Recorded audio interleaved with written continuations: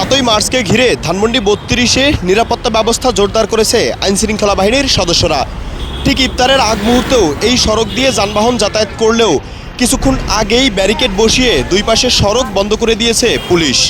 মূলত 7ই মার্চকে ঘিরে এই নিরাপত্তা ব্যবস্থা আইনশৃঙ্খলা বাহিনীর সদস্যদের।